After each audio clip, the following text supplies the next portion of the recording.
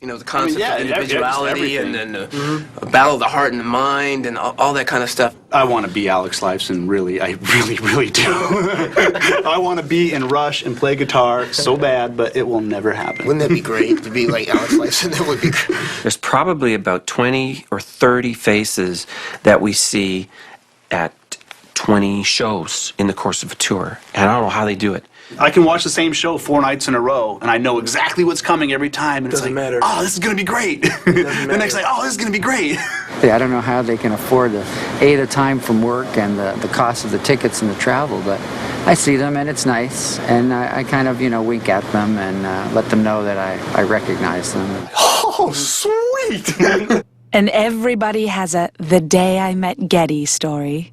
This is when I met Geddy the first time, and this was behind the radio station. And they announced on the radio, hey, Geddy Lee's going to be in studio. Me and Valerie, my wife, made a frantic dash down there, and we actually pulled up at the same time Geddy did. Jumps in his truck, runs down to the studio. I asked him to sign some stuff. Pulls the license plate off his truck that says Ged on it. So I ripped that thing off, and I took it, and I waited for him to come back.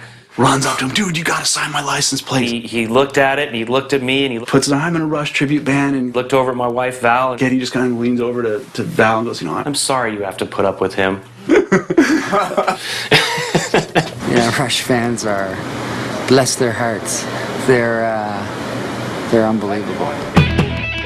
At the clubhouse, it's 6 hours to showtime. Dave needs 150 people in here at $10 a pop just to break even. It seemed to work. I just think the batteries just died really quick. His expenses go beyond batteries and include an acrylic wig for Val, who's dressing up as the Ooh La La girl from the Rush Permanent Waves album. Please curl up and not flat. Freewheeling concert, Rush tribute this weekend. There's also the cost of flyers. Good night. Thank 500 handed out on the street the night before. Rush tribute band, have a good time. What? So there's a lot to worry about and a whole list of things that could go wrong. Yeah, because I kind of didn't even think about that. Back in Burlington, a Hollywood promoter glides into town looking for talent. I want to see that they can play their instruments and give rendition to the songs that the fans would expect, and that's where it has to start.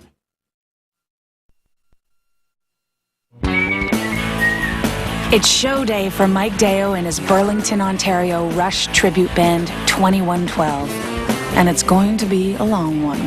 I think it's about 18 hours total from the time we start loading packing up in the studio and loading up to getting it back upstairs and then going home. There are problems. Mike's torn shoulder is still bothering him. It's still sore. I can't extend it to do certain songs, but I struggle through them.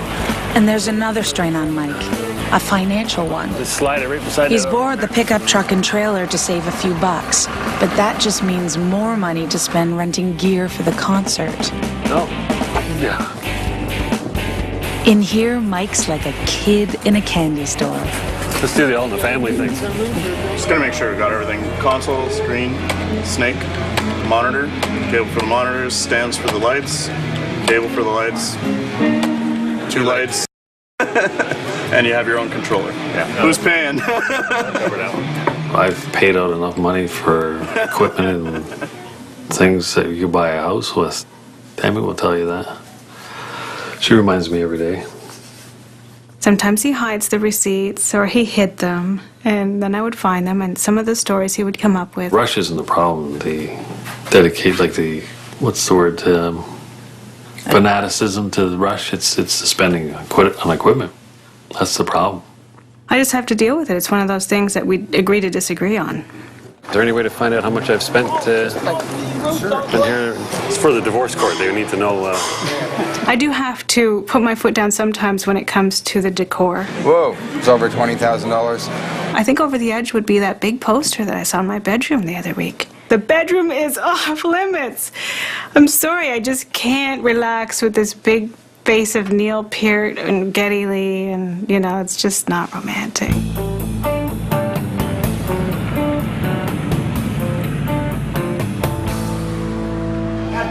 Dave and the guys from Free Will, just minutes from taking the stage, are having wardrobe malfunctions with their fancy new Rush robes. God damn it. Oh, the things I do for this guy. Look at it. Need someone to tie my shoes for me. Yeah, this is their biggest show. They're nervous as hell. You're on, dude. They're trying to be cool, but I know they're freaking out. Well, just when you're ready, then I'll go out there, and then you guys come up behind me and do your thing. I'll just...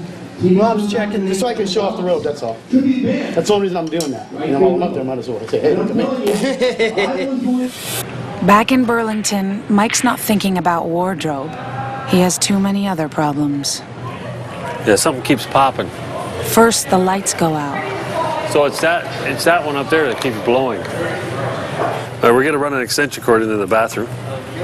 We're going to plug it right into the toilet. By the time Mike has everything plugged in and working, there are wires everywhere. Somebody could trip over all this. They're already an hour late for sound check, and Mike has to go back to the music store for more gear. I got to pick up a board because we ran out of inputs on the 24 track. Everybody's on edge. They'd feel even more pressure if they knew who, at that moment, was cruising in from the airport. I want to see that they can play their instruments and give rendition to the songs that the fans would expect, and that's where it has to start. And if they suck, I'll tell them that too. Mike Gaiman, a Hollywood promoter, is shopping for talent. He manages tribute bands, including ones to Genesis and Pink Floyd. Now he wants to add a Rush tribute to the list, and where better to look than on Rush's home turf. 2 minutes to showtime. Calamity. The projector crashes. So maybe the wire got pulled out? The wire was pulled out by Phil when he tripped over it. Now the connections are damaged beyond repair. We're going to have to skip all of it if it's like that. We're going to skip the whole thing. You know?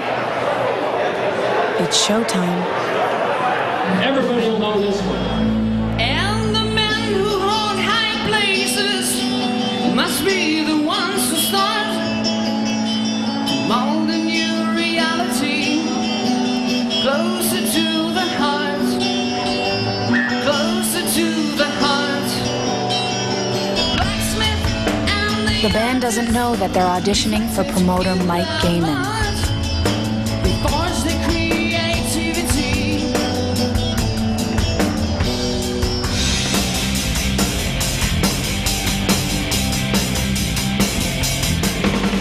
There's no stage, and now no slideshow. All of Mike's hard work on that was for nothing. But the fans seem to be enjoying themselves.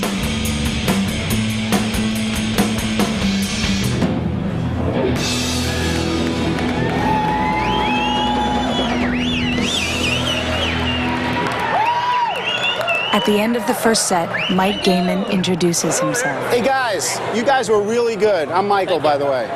Hi, Mike. Sam. Sam? Serge. Serge? Mike. Mike?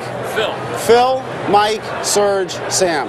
I can't remember the last time I saw a show where drums weren't mic'd and where a band that had to play music this technical was playing through 2 tin cans and a piece of string. If you don't mind, I'll make a few phone calls on your behalf and, you know, get you into a place that might have a real PA and monitors. Cheers. Absolutely. Gee, that's not too shabby. Not too shabby. This could be their big chance. But will the Hollywood guy deliver? Mike goes back to his truck and to a second job delivering newspapers and waits for word.